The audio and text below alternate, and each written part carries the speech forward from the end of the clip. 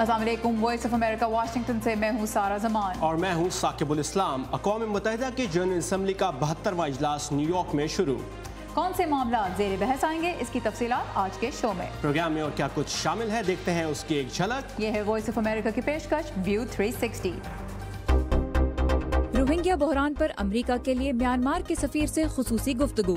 They want to be known as Rohingyas, and since we do not have the nomenclature. امریکہ میں نئی زندگی کا آغاز کرنے والوں کو کچھ ہمسائے کیسے خوش آمدید کہہ رہے ہیں۔ اور میڈ ان پاکستان میں ملاقات پشاور کے ایک مجسمہ ساز سے۔ انگریز کے پاس جتنی قدر ہے نا آرٹ کی، مسلمان کے پاس نہیں ہے۔ اقوام متحدہ کی جنرل اسمبلی کے اجلاس کے موقع پر نیو یارک میں سیکیورٹی سخت ہے۔ 72ویں اجلاس میں شرکت کے لیے دنیا بھر سے سربراہان نیو یارک پہنچ چکے ہیں، جبکہ اقوام متحدہ کے ہیڈ کوارٹر کے باہر مظاہرین بھی جمع ہیں۔ مزید تفصیلات کے لیے چلتے ہیں ندیم یعقوب کے پاس۔ ندیم، اس سال جنرل اسمبلی میں کن مخصوص معاملات پر غور کیا جائے گا؟ یہاں پر ایک تو جو اس دفعہ اجلاس ہے، ہر بار مظاہرے ہوتے ہیں، اس دفعہ بھی کچھ مظاہرے جو ہیں وہ متوقع ہیں۔ جو سب سے بڑے مظاہرے ہیں، ایک تو جو صدر ڈونلڈ ٹرمپ کے مخالفین ہیں وہ مظاہرہ کریں گے، جو ماحولیاتی تحفظ کے لیے کام کرنے والے لوگ ہیں وہ مظاہرہ کریں گے۔ جمعہ کے روز روہنگیا مسلمانوں نے بھی ایک مظاہرہ کیا۔ جو اہم ایشو اس وقت عالمی رہنماؤں کے سامنے جس پر بات کریں گے، وہ غور کریں گے، وہ شمالی کوریا کا ہے۔ اقوام متحدہ میں جو امریکہ کی سفیر ہیں نکی ہیلی، انہوں نے گزشتہ روز کہا کہ سلامتی کونسل کے پاس جو آپشنز تھیں شمالی کوریا کے ساتھ ڈیل کرنے کے لیے، وہ انہیں استعمال کر چکے ہیں۔ انہوں نے کہا کہ اگر شمالی کوریا نے اپنا غیر محتاط رویہ جاری رکھا تو امریکہ اپنے اور اپنے اتحادیوں کے دفاع کے لیے شمالی کوریا کو تباہ کر دے گا۔ اس کے علاوہ جو وزیر خارجہ ہیں ریکس ٹیلرسن، انہوں نے سی بی ایس کو دیے گئے ایک انٹرویو میں کہا کہ چین اور روس جو ہیں وہ اہم کردار ادا کر سکتے ہیں، کس طرح شمالی کوریا کا جو پروگرام ہے میزائلز اور نیوکلیئر پروگرام، اس کی فنڈنگ کو روکنے کے لیے۔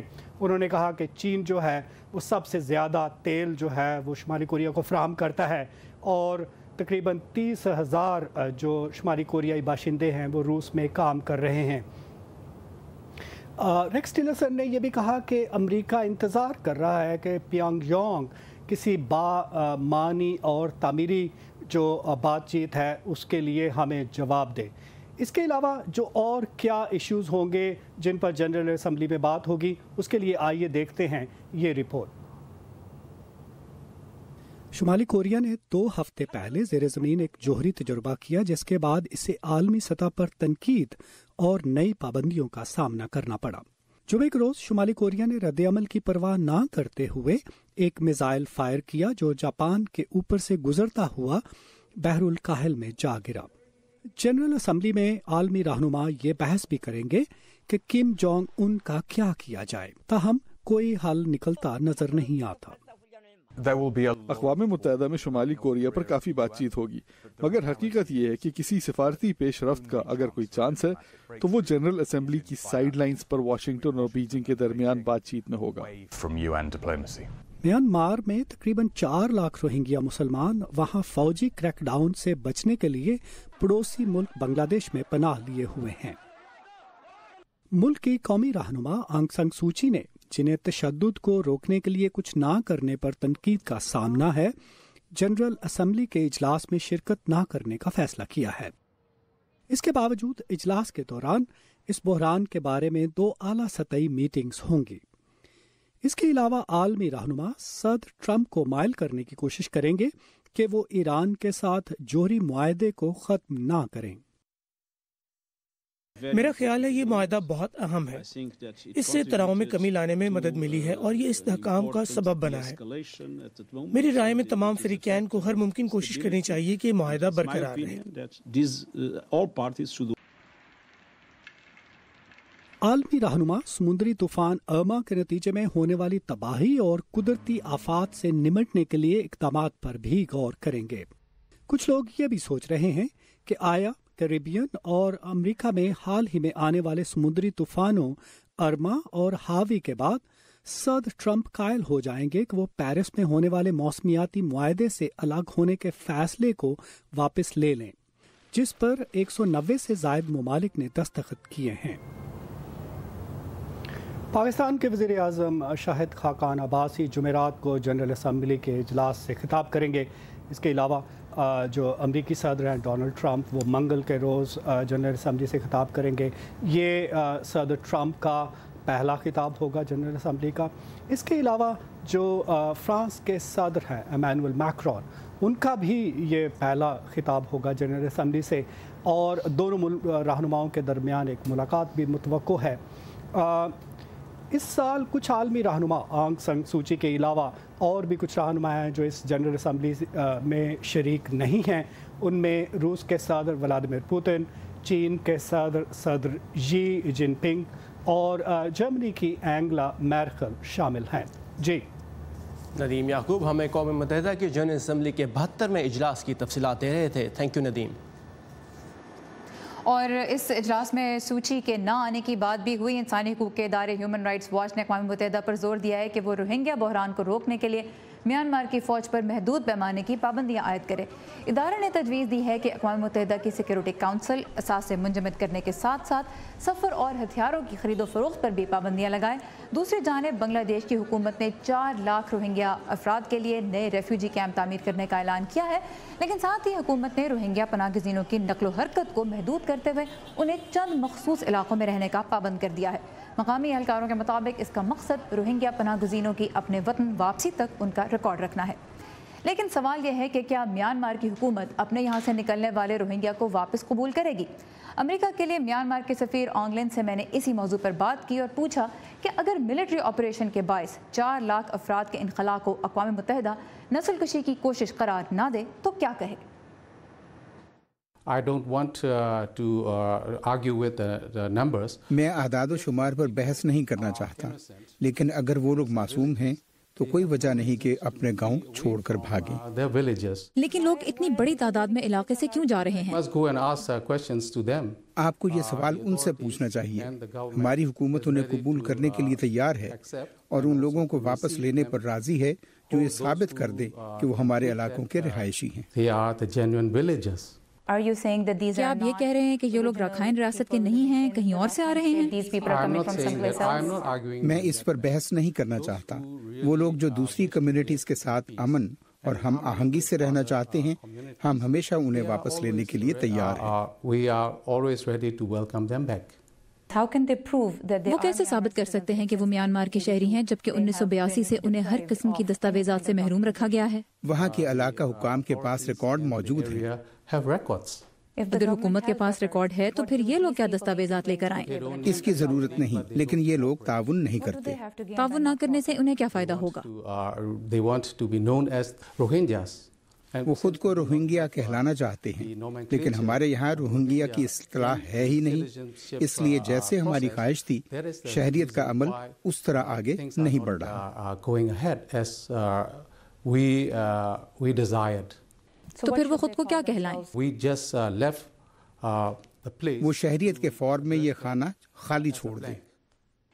हुकूमत बैनुल अक़वामी मुबस्सिरीन और सहाफ़ियों को रखाइन क्यों नहीं आने दे रही? VOA के सहाफ़ी वहाँ मौजूद हैं, लेकिन उन्हें बहुत महदूद रसाई दी जाती है। न सिर्फ VOA बल्कि BBC के सहाफ़ी भी वहाँ मौजूद हैं, लेकिन सहाफ़ी वही खबर देते हैं जो उन्हें लगता है कि लोग सुनना या देखना चाहते हैं। आप कह रहे हैं कि लोग सच नहीं देखना चाहते? सबके अपने अपने मफादात हैं। आपके ख्याल में आलमी बरादरी म्यांमार की हुकूमत के मौक़िफ़ पर क्यों यकीन नहीं कर पा रही? हमारे पास महदूद वसाइल हैं और इस सूरत हाल में हम दूसरों के पास मौजूद वसाइल से मुकाबला नहीं कर सकते। आप कह रहे हैं कि रोहिंग्या के पास बेहतर वसाइल हैं? इसका फैसला आप खुद करें। क्या मिस आंग सान सूची रखाइन का दौरा करेंगी? उन्होंने अब तक क्यों नहीं किया? मुल्क में रियासत रखाइन के अलावा और भी कई मसाइल हैं।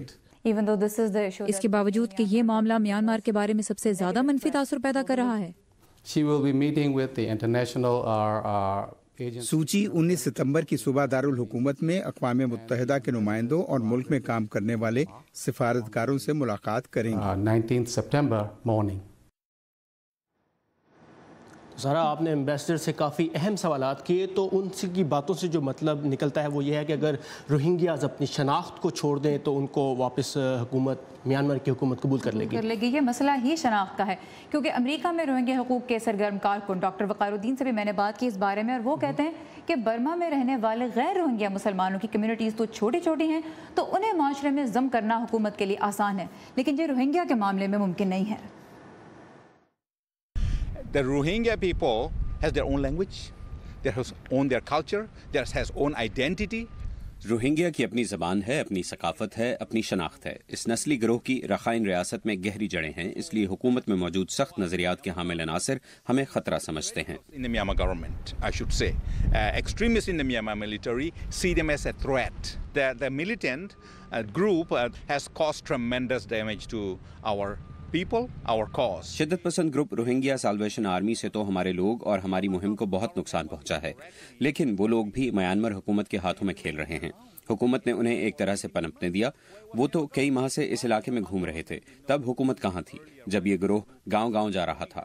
حکومت نے انہیں پروان چڑھنے دیا، ورنہ رخائن میں تو ماحول اتنا حساس ہے کہ کوئی ایک چاقو بھی اٹھائے گا تو اسے کچل دیا جائے گا۔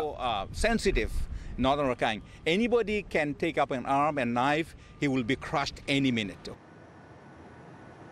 برما میں اس وقت فوجی آپریشن کے نام پہ دراصل کیا کیا جا رہا ہے، اس بارے میں حکومت اور روہنگیا دونوں ہی ایک دوسرے پر افواہیں پھیلانے کا الزام لگاتے ہیں۔ وائس آف امریکہ کی برما سروس کے چیف لوئن ہتون کہتے ہیں کہ وہاں چونکہ کئی دہائیوں سے فوج نے حکومت کی ہے، اس لیے رازداری کے کلچر کو فروغ ملا ہے، جسے ختم کرنا آسان نہیں، اور اسی لیے سچ کا پتہ لگانا بھی مشکل ہو رہا ہے۔ Military way of thinking, as you know, that very control free. So فوجی طرز سوچ میں کنٹرول اپنے ہاتھ میں رکھنے پر زور ہوتا ہے، اسی لیے سوچی کی حکومت کو بھی کئی رکاوٹوں کا سامنا ہے۔ میں تو برما کی وزارت اطلاعات میں اپنے دوستوں سے کہتا ہوں کہ غیر ملکی خبر رساں اداروں کو علاقے میں جانے دیں۔ ممکن ہے وہ پہلے 2-3 ماہ وہی کچھ لکھیں، لیکن جب وہ حقائق دیکھ لیں گے تو آپ کو بھی فرق نظر آئے گا۔ But after they got everything's right, you will see the difference. تو ثاقب اب دیکھنا یہ ہے کہ کل اپنی قوم سے خطاب کرتے ہوئے آنگ سان سوچی اس معاملے کے بارے میں کیا کہتی ہیں۔ اور ہم نے یہ بھی دیکھا ہے کہ میانمار کی فوج کے سربراہ نے ایک دفعہ پھر صورتحال کے لیے روہنگیاز کو ذمہ دار ٹھہرایا ہے۔ اور جو لوگ میانمار کے حالات پہ گہری نظر رکھتے ہیں، جس طرح وی او اے کی برما سروس کے چیف اور کچھ اور مبصرین بھی، ان کا یہی کہنا ہے کہ اب بھی بہت سے معاملات پہ کنٹرول ملٹری کا ہی ہے، اس لیے سوچی کے ہاتھ بھی بندھے ہوئے ہیں۔ تو ان سے جو یہ ایکسپیکٹیشن کی جاتی ہے کہ وہ بہت کھل کے اس کرائسس پہ بولیں، ان کے ہاتھ بھی بندھے ہوئے ہیں، لیکن بہرحال پریشر ان کے اوپر بلڈ ہو رہا ہے، اور ہم یہ بھی دیکھیں گے کہ اقوام متحدہ کی جنرل اسمبلی میں اس معاملے پہ کیا بات کی جاتی ہے۔ بالکل دیکھتے ہیں کہ اس مسئلے پر کیا بات ہوتی ہے، اور اقوام متحدہ کی جنرل اسمبلی سے کل امریکی صدر ڈونلڈ ٹرمپ بھی خطاب کریں گے، جو ہماری ویب سائٹ urduvoa.com پر لائیو پیش کیا جائے گا۔ ہماری ویب سائٹ پر آپ پاکستان سمیت دنیا بھر سے تازہ ترین خبریں اور دلچسپ فیچرز پڑھ سکتے ہیں۔ اس وقت ہماری ویب سائٹ پر ایک پاپولر فیچر رات کا طوطا نامی پرندے کے بارے میں ہے، جو کہ 100 سال بعد پھر نظر آیا ہے۔ آپ بھی پڑھیے اور دوسروں سے شیئر بھی کیجیے۔ اور پروگرام میں ابھی بہت کچھ باقی ہے، جیسے امریکہ کی مسلمان کمیونٹی ان ریسکیو ورکرز کو خراج تحسین کس طرح پیش کر رہی ہے جنہوں نے 11 ستمبر کے حملوں کے بعد دوسروں کی جان بچائی، اور پشاور کے ایک مجسمہ ساز کی خوبصورت کاریگری۔ لیکن پہلے دیکھتے ہیں دنیا کے مختلف حصوں سے ملنے والی کچھ اہم خبروں کی جھلکیاں ورلڈ ویو میں۔ انتہا پسند تنظیم حماس کے مطابق غزہ میں اپنی انتظامی حکومت تحلیل کرنے کے حوالے سے ان کا فلسطینی حکام سے اتفاق ہو گیا ہے۔ دوسری جانب اسرائیل میں فوج کے خلاف انتہائی قدامت پسند یہودی مظاہرین اور سیکیورٹی حکام کے درمیان جھڑپوں میں 8 افراد کو گرفتار کر لیا گیا ہے۔ برطانیہ سب وے دھماکے میں ملوث دوسرے مشتبہ شخص کی گرفتاری کے بعد علاقے میں خطرے کے لیول کو کم کر دیا گیا ہے۔ برطانوی وزیر داخلہ کے مطابق دوسرے مشتبہ شخص کی گرفتاری سے اندازہ ہوتا ہے کہ واقعے کی تحقیقات میں اچھی پیش رفت ہو رہی ہے۔ رومانیہ میں شدید طوفان سے کم از کم 8 افراد ہلاک اور 76 زخمی ہو گئے ہیں۔ 100 کلومیٹر فی گھنٹہ کی رفتار سے چلنے والی ہوا سے کئی درخت اکھڑ گئے اور گھروں اور عمارتوں کی چھتیں اڑ گئیں۔ چین میں 10ویں ایکروبیٹک مقابلوں کا آغاز ہو گیا ہے۔ مقابلے میں چین بھر سے 28 ایکروبیٹک ٹیمیں حصہ لے رہی ہیں، جو ڈانس، میوزیکل پرفارمنسز اور مزاحیہ خاکوں کے ذریعے ایکروبیٹس کا مظاہرہ کریں گی۔ انسانی بحران ہو یا دہشت گردی کا واقعہ، فرسٹ رسپونڈرز اور قانون نافذ کرنے والے اداروں کے اہلکار دوسروں کے لیے اپنی جان خطرے میں ڈالتے ہیں۔ 16 سال قبل 11 ستمبر 2001 کو بھی انہوں نے انسانیت کی اعلیٰ مثالیں قائم کی۔ ورجینیا میں مسلمانوں کے ایک بڑے مرکز ایڈم سینٹر نے انہیں حال ہی میں خراج تحسین پیش کیا۔ تفصیلات شبا شاہ خان سے۔ 11 सितंबर 2001 के दिन शकीला यास्मीन और नूरुल हक मियां काम करने वर्ल्ड ट्रेड सेंटर के शुमाली टावर तो पहुंचे, लेकिन वो वापस नहीं आए। As you see, this is a picture of their wedding. They're working together. They were excited that they are in the same building. वो वर्जीनिया की मुसलमान कम्युनिटी का हिस्सा थे और इमाम माजिद ने उनकी नमाज जनाजा पढ़ाई थी। उस दिन 3000 मासूम लोग मारे गए, जिनमें हर मजहब और नस्ल के लोग शामिल थे।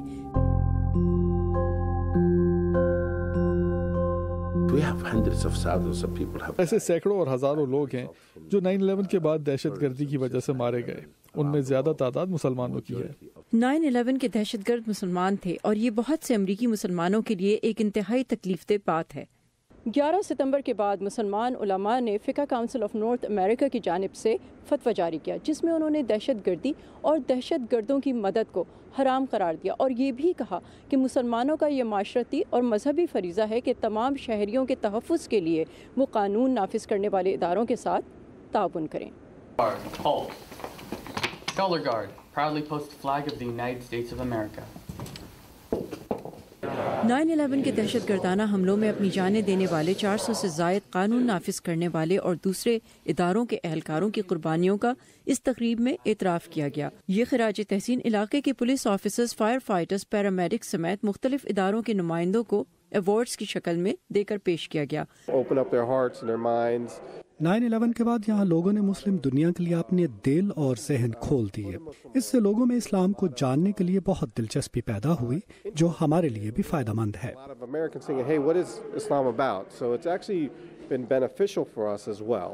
Well, thank you for inviting us to this wonderful event. When we come together and मेरे ख्याल में जब हम आज की इस तकरीब जैसे मौक़ों पर इकट्ठे होते हैं तो इससे इस हकीकत को तक़वियत मिलती है कि हमारे दरमियान फ़र्क इतने नहीं जितनी मुश्तरक बातें हैं। 11 सितंबर अमरीकी तारीख का एक हौलनाक दिन है, लेकिन इस वाक़े ने न सिर्फ तमाम अमरीकी कौम को मुत्तहिद कर दिया, बल्कि इस दिन की याद में मसाजिद और मुसलमान कम्युनिटी में होने वाले इस तरह के इवेंट्स ये साबित करते हैं कि अमरीकी मुसलमानों की अपने मुल्क के साथ शनाख्त और ताल्लुक़ और मजबूत हो गया है। सबा Shah Khan, Urdu VOA, Stirling, Virginia.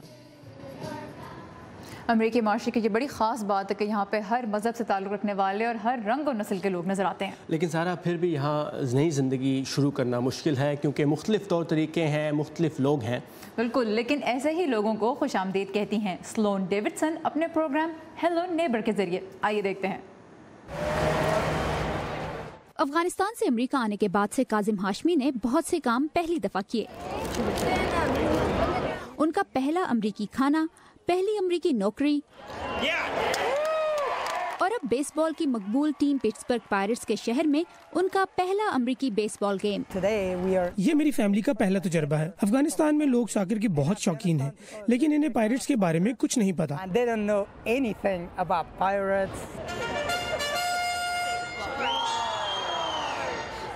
Baseball के खेल के बारे में ये सबक काजिम हाशमी के अफगानिस्तान की जंग से फरार के तवील सफर का एक और हिस्सा है, जहां वो अमरीकी फौज के मुतरज्जम का खतरनाक काम करते थे। मैंने 2009 में वहां काम छोड़ दिया। हकीकत यह है कि मुझे और मेरी फैमिली को कत्ल की धमकियां मिलने लगी थीं। एक खास इमिग्रेशन वीजे के तहत काजिम और उनकी फैमिली 2015 में अमरीका आए। वो इंग्लिश जानने और अमरीकी फौज में ताल्लुकात के बावजूद एक अनजान मुल्क में एक अजनबी थे, जिसे नई सकाफत को जानना था। फिर इन्हें पिट्सबर्ग में कायम हेलो नेबर नामी एक नॉन प्रॉफिट ऑर्गेनाइजेशन की जानिब से खत मौसूल हुआ। आपको अमरीकी फैमिली से मिलने और अमरीका की सकाफत को जानने के अलावा अमरीका और लोगों के बारे में सब कुछ जानने का मौका मिलेगा। ये याद रखना जरूरी है कि पनाहगुज़ी वो लोग हैं जो भागने पर मजबूर हुए। सलोन डेविडसन ने मुहाजिरीन के खानदानों को मदद देने के ख्वाहिशमंद अमरीकियों से मिलने के लिए हेलो नेबर की बुनियाद रखी। मैंने बहुत सोचा कि किस तरह ये दोनों ग्रुप इकट्ठे रह सकते हैं और आपस में बामायनी ताल्लुक बना सकते हैं। लिहाजा उन्होंने अमरीकी और मुहाजिर खानदानों को जोड़ने के लिए पिकनिक्स और लाइब्रेरी वगैरह के दौरे तरतीब दिए। ہمیں ان لوگوں کو اپنی ثقافت سے متعارف کروانے کی ضرورت ہے. ہمیں انہیں کھلے دل سے قبول کرنا چاہیے اور معاشرے کا حصہ بننے میں مدد دینی چاہیے. اب امریکیوں کے پسندیدہ مشغلے کے دوران ایک دوسرے سے میل جول بڑھاتی میشل کہتی ہیں کہ ان کا خاندان کاظم کے خاندان سے اتنا گھل مل گیا ہے کہ اب وہ ان کے سرپرست سے زیادہ دوست بن چکے ہیں.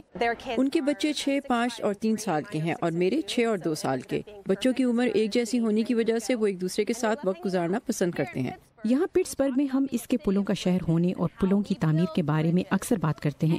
نئے پناہ گزینوں کی امریکہ آمد کے ساتھ اس سوچ کو آگے بڑھنا چاہیے، لیکن ہمیشہ ایسا نہیں ہوتا. ہیلو نیبر کے ساتھ پٹسبرگ نے بھی کاظم کے دل میں ایک پل بنا لیا. اور یہ ادارہ جلد اس شہر سے باہر بھی راستے بنائے گا. سلون کہتے ہیں کہ انہیں ملک کے مختلف حصوں سے ای میلز آتی ہیں جس پروگرام میں دلچسپی رکھتے ہیں. کین فرابو کے ساتھ وردہ خلیل، اردو VOA.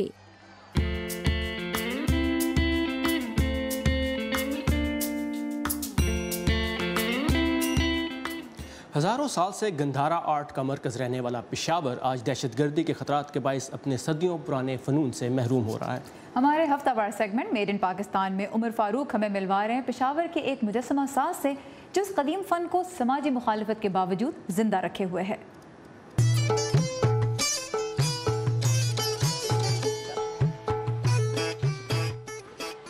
پشاور میں مجسمہ سازی کی تاریخ تقریباً 4000 سال پرانی ہے. گزشتہ سالوں میں شدت پسندی نے جہاں اس شہر کے دیگر فنون کو متاثر کیا ہے، وہیں مجسمہ سازی کا فن بھی اب یہاں معدومی کے خطرے سے دوچار ہے. پہلی وجہ یہ ہے نا کہ کوئی اسے اچھی نظر سے دیکھتا نہیں ہے.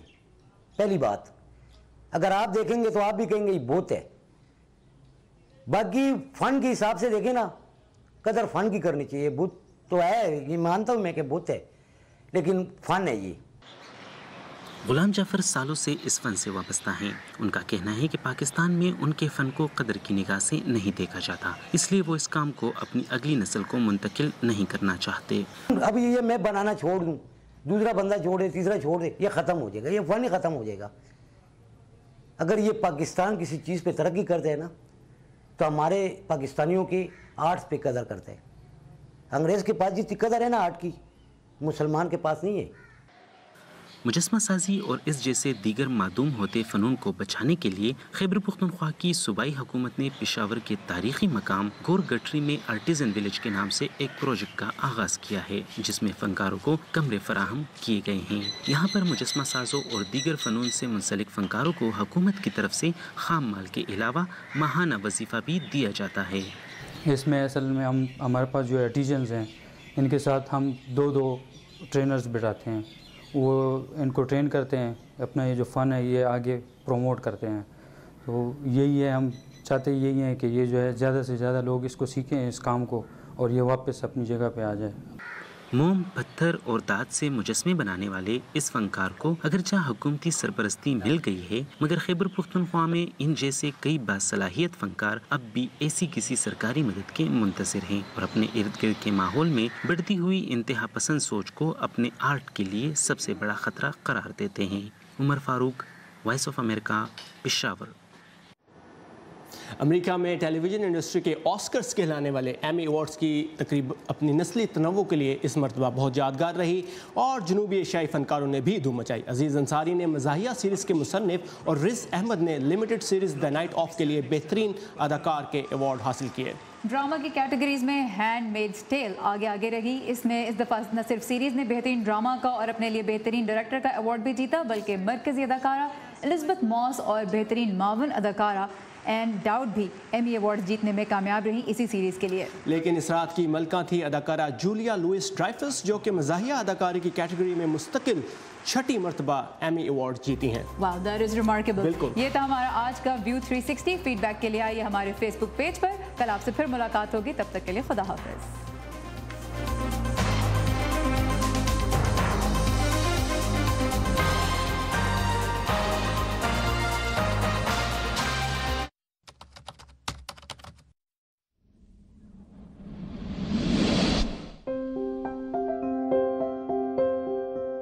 I cannot remember what it was like to have two legs, and it was just 14 years ago. And the reason why is because I know that that is the old me, that is not the new me. the new me is what is here now. Right about the end of high school, I decided I wanted to go in the Army. I was in the field practicing my job essentially with my other teammates, and I was injured when an artillery round that's about the size of a 2-liter Coke bottle landed 5 feet behind me and exploded. They attempted to do limb salvage work on me to try to make my leg work the proper way, and it just was not working. So I actually opted about 8 months later to have my leg removed, and it was amputated about 6 inches below the knee. About 2 months later, I was fitted with my first prosthesis and never looked back. One of the best ways to help amputees advance is to help them get more and more comfortable with their prosthetic device. There's just a level of mistrust and discomfort. So what I try to do first and foremost is give amputees the tips and tricks and the tools that they need to work and make themselves stronger, because I generally feel that a stronger athlete is a more balanced athlete.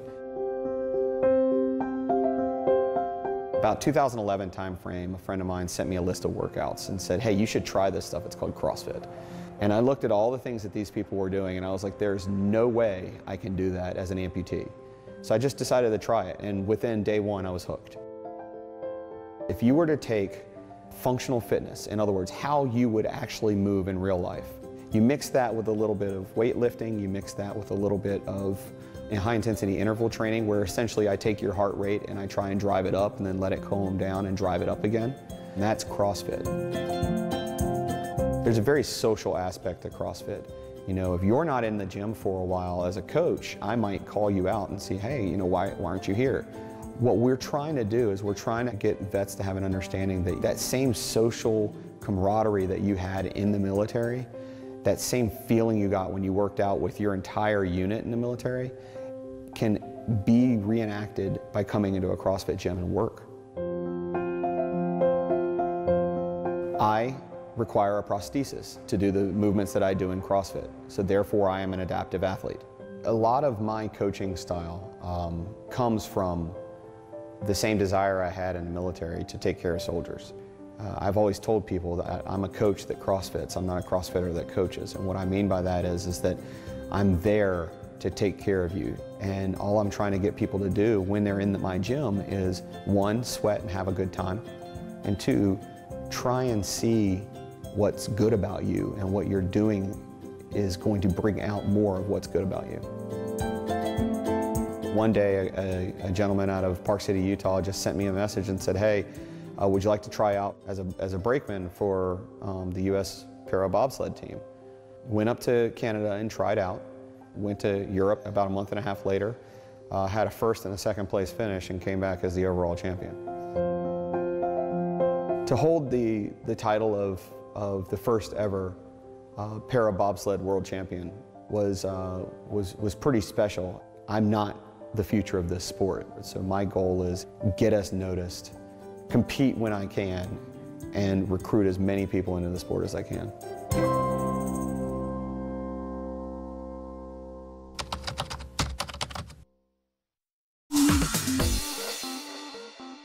Welcome to English in a Minute. A lot of idioms in American English come from sports. Here's one that comes from baseball. Keep your eye on the ball. Let's learn how to use this expression when not talking about sports. Hey, Jonathan, how is your Arabic class going? It's going okay. I'm not studying as much as I should be. Jonathan, you had better keep your eye on the ball if you want to win that scholarship to study in Egypt. Study harder. I know. You're right. To keep your eye on the ball means to keep your attention on something important to you, usually to reach a goal. This idiom can be used in all situations. In our example, Anna tells Jonathan he needs to keep his eye on the ball if he wants to get a scholarship. And that's English in a Minute.